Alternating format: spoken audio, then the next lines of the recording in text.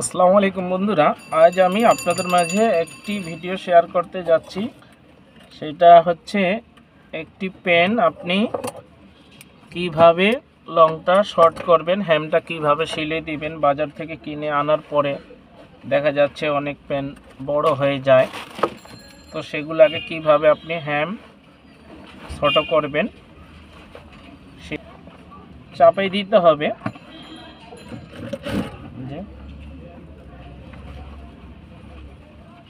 কারণ হ্যামটা কাটার পরে এটা কিন্তু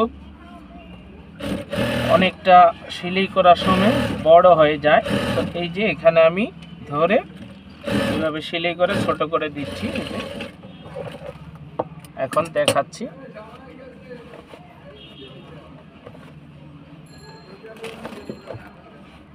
এই যে চাপে দিয়ে একটু ছোট করে দিলাম এই মুখটা। তো আপনারা আপনার আন্দাজ মতন করবেন। ঠিক একই রকম আরেকটা করব, চাপে দিব।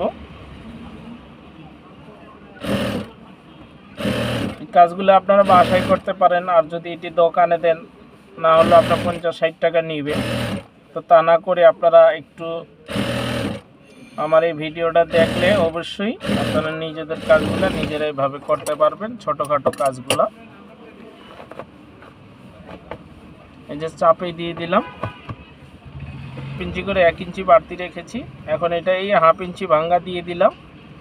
এখন আরেকটা ভাঙ্গা দিয়ে দিলাম। এই যে মোট 1 ইঞ্চি এখানে চলে গেল। এখন মেশিনের গাইডে দিয়ে দিব। সুন্দর করে এখানে ঘুরিয়ে ঘুরিয়ে সিলাইটা দিতে হবে আস্তে আস্তে।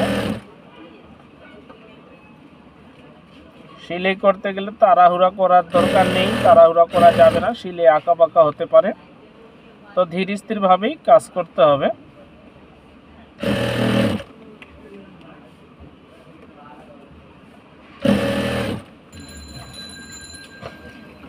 তো জিংচের প্যান সিলাই করলে আপনাদেরকে অবশ্যই 18 নাম্বার নিডেল নিতে হবে।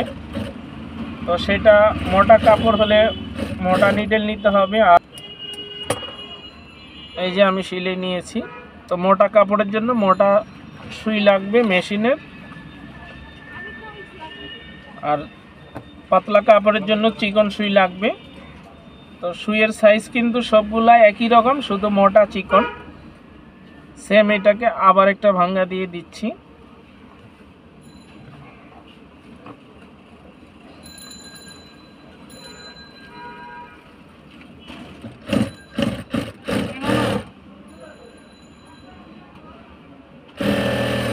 এই যে হ্যামটা সিলে হয়ে যাচ্ছে আমার। তো আমি যেটা দিয়ে সিলাই করতেছি এটা হচ্ছে কিন্তু 14 নাম্বার নিডেল। তো এই জন্য সুতাটা কেটে যাচ্ছে বারবার, কিন্তু এটার দরকার আছিল 18 নাম্বার নিডেলের। তো যারা কন্টিনিউ মোটা কাজ করেন তারা সবসময় 18 নাম্বার নিডেল দিয়ে কাজ করেন। তো কয়েকটা নিডেলের মাপ আছে, 18, 16, 14। কারো যদি মেশিনের সুতা বারবার কাটে ছিঁড়ে যায় তাহলে মনে করবেন হুকের সমস্যা, মানে হুক ক্ষয় হয়ে গেলে মেশিনের যেখানে ববিনটা আমরা দিই সেটাকে হুক বলে, যেখানে ববিনের সুতাটা ঢুকিয়ে দিই ভিতরে সেটাকে হুক বলে। সেই হুকটা যদি ক্ষয় যায় তাহলে সুতাটা বারবার কেটে যায়।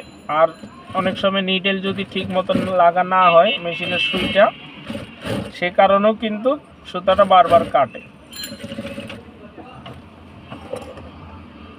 তো আপনাদের মেশিনের সুতা যদি বারবার কেটে যায়, ছিঁড়ে যায়, তো সেটা চেক করে নেবেন কি কারণে হয়। তো দুটা কারণেই হয়।